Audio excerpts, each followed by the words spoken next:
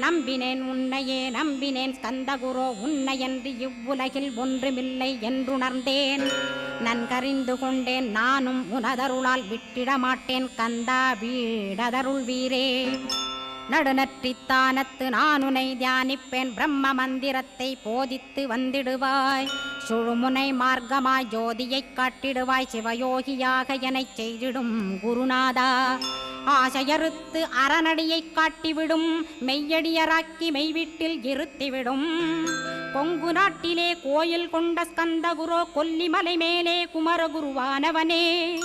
கஞ்சமலை சித்தர் போற்றும் ஸ்கந்தகிரி குருநாதா கருவூரார் போற்றும் காங்கேயா ஸ்கந்தகுரோ. மருதமலை சித்தன் மகிழ்ந்து பணி பரமகுரோ சென்னிமலை குமரா சித்தர் கருள்வோனே.